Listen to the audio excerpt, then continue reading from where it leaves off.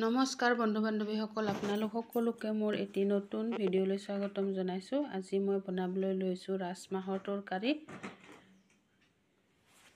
তাৰ কাৰণে এই মছলা গুলি লৈছোঁ এইফালে, আৰু তেজপাত দেখিবলৈ পাইছে, আৰু এই থালখনত আছে পিঁয়াজ, বিলাহী আৰু ধনিয়া পাত, আৰু এয়া দেখিবলৈ পাইছে গৰম মছলা মানে দালচেনি ডিবি হয়।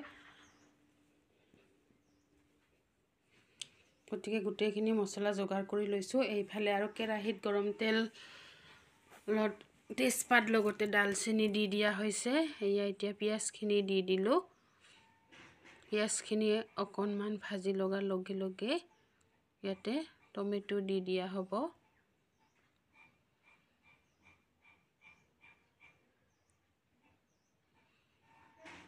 পিঁয়াজখিনি ভালদৰে ভাজি ল'ব ব্ৰাউন কালাৰ হোৱালৈকে।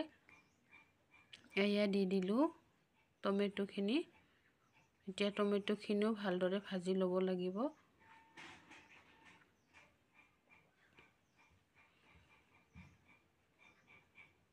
টমেটোখিনি ভাজি লাগি গৈছে। এতিয়া অকণমান টমেটোখিনি ধোৱাৰ জোখাৰে নিমখ দি দিছোঁ। নিমখখিনি দি আকৌ ভালদৰে লৰাই দিছোঁ। এতিয়া সেই বাচনত গুলি থোৱা জিৰা গুড়ি, জলকীয়াৰ গুড়ি, গৰম মছলাখিনি একেলগে মিক্স কৰি আকৌ দি দিলোঁ এই টমেটোখিনিত ভাজি থকা। এতিয়া আকৌ ভালদৰে লৰাই অকণমান সময় ভাজি ল'ম। এতিয়া অকণমান মছলাখিনি জ্বলি নোযোৱাৰ কাৰণে পানী দি দিছোঁ।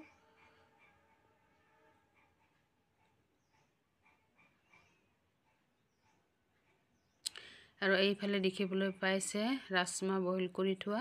আলু আৰু ৰাজমাহ কুকাৰত একেলগে বইল কৰি লৈছোঁ। দুটা চিটি লগাই লৈছোঁ। এতিয়া ৰাজমাহখিনি ইয়াতে সম্ভাৰ দি দিম।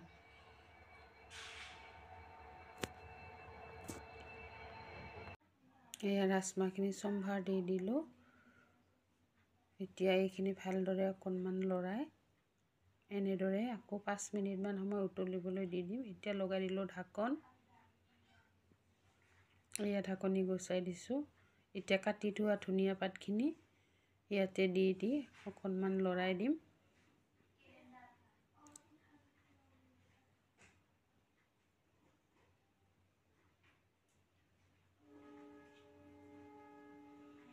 আপোনালোকে আলুখিনি ভাঙি দিব পাৰে।